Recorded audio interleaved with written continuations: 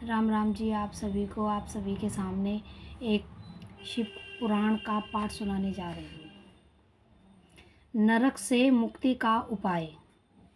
संतन कुमार जी बोले, गौरव शुखर महाज्वाला तप कुंड लवण लोहित अस्पत्र वन वेत्रहाणी बला भस्म सात भूत महागौरव आदि नरकों में मनुष्य नाना प्रकार के कैलाश प्रकार अपने अपने पापों को भोगते हैं। यहाँ व्यक्ति अनेकों त्यान्यके पाते हैं। संख्यक नरक है जिनमें पापी अपने अपने कर्मों के अनुसार यातनाएं भोगते हैं। बड़े बड़े पाप प्रायश्चित से दूर किए जाते हैं। यह प्रायश्चित अनेक प्रकार के हैं।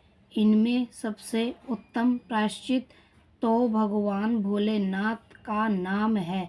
पाप दुखीदायक और पुण्य सुख देने वाला होता है। वास्तव में सच्चा सुखदाता संसार में कोई नहीं है।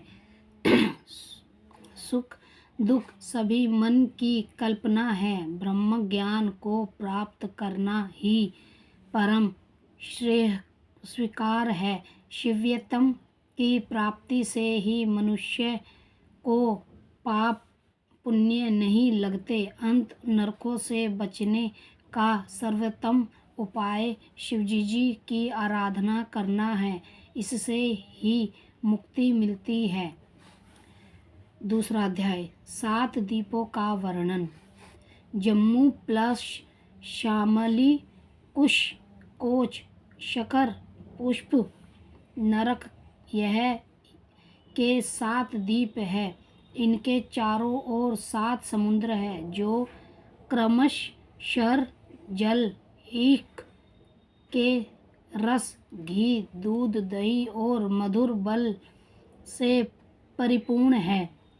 सुमेरु पर्वत बीच में है।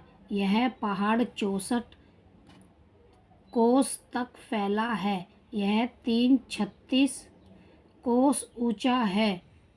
इसके दक्षिणी में इंद्रकूट नामक पर्वत है। यह सभी पहाड़ 40-40 हजार कोस के विस्तार में फैला हुआ है।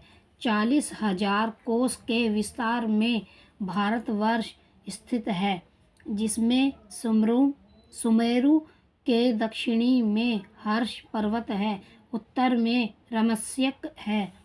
उसके नजदीक ही हिमालय है।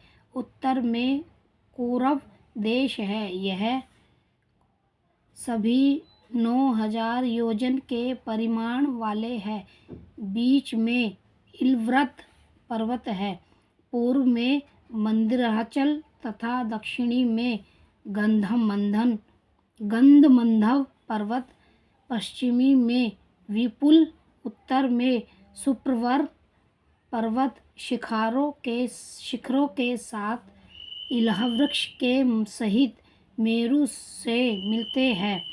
जैबू द्वीप यह भारतवर्ष के दक्षिणी में जैसे 100 योजन का है। यह समुद्र से उत्तर की ओर तथा हिमालय से दक्षिणी की ओर स्थित है। इसे कर्म भूमि कहते हैं। यह प्राणी स्वर्ग यह नरक का फल पाता है। इस द्वीप के 9 खंड है। इंद्र घ्रुन कसेरु तृपवन ग्रमसीन नरक द्वीप स्वभाव्य गर्धव वर्ण